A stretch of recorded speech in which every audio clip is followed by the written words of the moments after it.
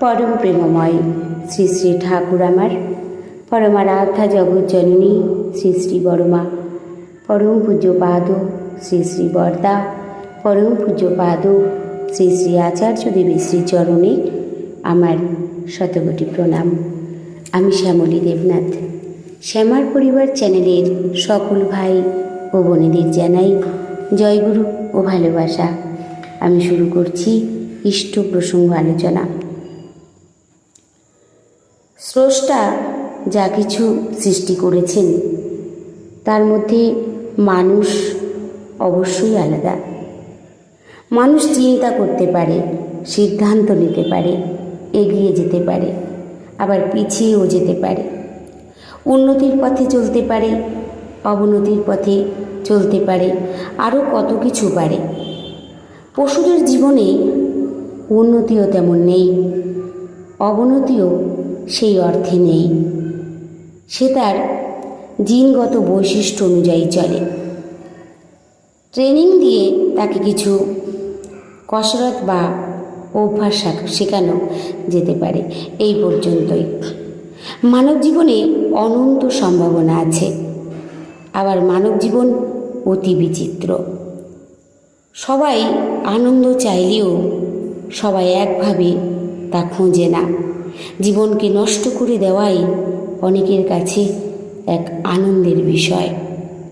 সত্তাকে তিলে তিলে খরচ করে ফেলাকেই কেউ কেউ উপভোগ বলে মনে করে।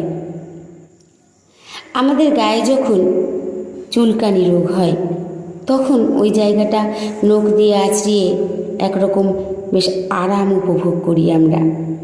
আমরা কেউ কেউ হয়তো ভাবি রোগটা আছে বলেই ওই আরামটা পাচ্ছি। রোগটা সারানো যে আরও আনন্দের বা আরামের, সে খবর আমরা অনেকেই রাখি না। আমাদের বৃত্তি প্রবৃত্তি চালিত উপভোগগুলিও ঠিক এই রকমই। জীবন আছে মানেই গতি আছে, গতি আছে মানেই অভিমুখ আছে। এই অভিমুখ সঠিকভাবে নির্দিষ্ট না হলে জীবন গড়ে ওঠার বদলে ভেঙে চুরেও যেতে পারে। আমরা অনেক ক্ষেত্রে দেখি কোনো প্রতিষ্ঠিত ব্যক্তির জীবন হঠাৎ করে ভেঙে গুঁড়িয়ে মাটিতে মিশে যায়। এমনটি কেন হয়? আসলে নির্মাণ পর্বই ঠিকমতো হয়নি। হলে এমনভাবে ভেঙে পড়তো না। নির্মাণে গলদ থাকার জন্যে এমন হয়। শিশু জন্মাবার পর থেকেই শুরু হয় তার শরীর, মন ও চরিত্রের সঠিক নির্মাণের প্রচেষ্টা। শিশুর বাবা মা ও পরিবারের সংস্কার যদি সঠিকভাবে এবং সুদৃঢ়ভাবে নির্মিত না হয় তবে শিশুর সার্বিক বিকাশ সাধন ঠিক হবে না। তা যথেষ্ট চিন্তা ও উদ্বেগের বিষয় হয়ে দাঁড়ায়। পরম প্রেমময় শ্রী শ্রী ঠাকুর মানব জীবনের উৎকর্ষের সার্বিক বিকাশ সাধন প্রসঙ্গে সুনির্দিষ্ট পন্থা আমাদের সামনে তুলে ধরেছেন, তাত্ত্বিকভাবে এবং ব্যবহারিকভাবে। তার তত্ত্বকে তিনি নিজেই বাস্তবে করে দেখালেন সারাটি জীবন ধরে। পরম প্রেমময় শ্রী শ্রী ঠাকুর জীবনের সৌন্দর্য ও সার্থকতার অমোঘ পন্থার সন্ধান দিলেন। একানুরক্তি, তীব্রতা ও ক্রমাগতিতেই জীবনের সৌন্দর্য ও সার্থকতা। আমরা যদি বিশ্ব ব্রহ্মাণ্ডের কথা ভাবি, সেখানে একটা একানুবর্তনের ছন্দ আছে।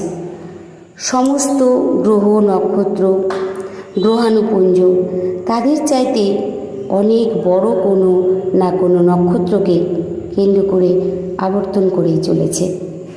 তাদের কেন্দ্র নির্দিষ্ট, তাই পরিক্রমণের পথ ও ছন্দ নির্দিষ্ট। আবার সূক্ষ্মাতি সূক্ষ্ম অণুপরমাণুর জগতে দেখি, সেখানেও ইলেকট্রনগুলি তাদের চাইতে অতি ভারী নিউক্লিয়াসকে কেন্দ্র করে ঘুরেই চলেছে। ইলেকট্রনগুলিকে ধরে রেখেছে নিউক্লিয়াসের প্রতি তাদের তীব্র টান বা আকর্ষণ। গ্রহ নক্ষত্রগুলিও এইরকম অতি শক্তিশালী টানের দ্বারাই নিয়ন্ত্রিত। এই সুনির্দিষ্ট পরিক্রমণের ফলে বস্তু তথা বিশ্বের আকার সংকুচিত হয়ে বিলীন হয়ে যাচ্ছে না। মানব জীবনের ক্ষেত্রেও এই রকম তত্ত্ব প্রযোজ্য। মানুষের মনের মধ্যে অজস্র বৃত্তি প্রবৃত্তি, সদিচ্ছা, কুইচ্ছা, উন্নতির ইচ্ছা, শরীর মন চরিত্রের নির্মাণের ইচ্ছা, আবার ধ্বংসের ইচ্ছা, কত কিছুই না খেলা করে। এক এক সময় এক এক রকম ইচ্ছা প্রধান হয়ে ওঠে। মনের গতির উপরে আমাদের নিয়ন্ত্রণ থাকে না, তাই কর্মের উপরেও আমাদের নিয়ন্ত্রণ থাকে না। জন্মের মুহূর্ত থেকেই আমরা অনন্ত ভালোবাসা নিয়ে জন্মেছি। এই ভালোবাসাই আমাদের শক্তির উৎস। আমাদের জীবনের গতির অভিমুখ কোন দিকে হবে তা নির্ভর করে এই ভালোবাসা কার উপরে বা কোথায় ন্যস্ত হবে তার উপর।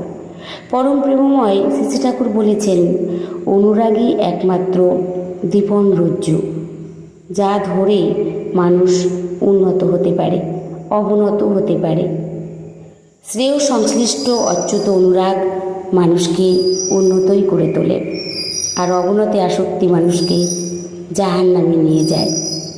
শ্রেষ্ঠ সংবদ্ধ অনুরাগী হও, ঠাকুর বলেছেন, শ্রেষ্ঠ সংবদ্ধ অনুরাগী হও, প্রতিটা কাজে তা প্রদীপ্ত হয়ে উঠুক, সংবর্ধিত হবে কৃতিত্বে।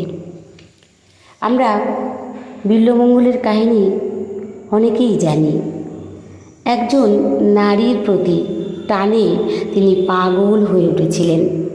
তার জীবন ধীরে ধীরে সংকীর্ণ থেকে সংকীর্ণতর হয়ে উঠেছিল। এক ঝড় জলের রাতে নদীতে ভাসমান মৃতদেহকে ভেলা ভ্রমে তার উপরে চেপেই তিনি তার বাঞ্ছিত নারী চিন্তামণির সাথে দেখা করতে গেলেন। সেখান থেকেই তার জীবনে এলো চরম প্রত্যাখ্যান। চিন্তামণি বললেন, আমার প্রতি তোমার যা টান, তার কিঞ্চিত যদি প্রভু শ্রীকৃষ্ণের উপর থাকতো, তুমি এতদিনে তাকে পেয়ে যেতে। হঠাৎ তার চৈতন্য উদয় হলো। মুহূর্তে তার ভালোবাসার অভিমুখ পরিবর্তিত হয়ে গেল। তার জীবনে অবনতির বদলে উন্নতি শুরু হলো। বিল্বমঙ্গল ভক্ত বিল্বমঙ্গলে রূপান্তরিত হলেন।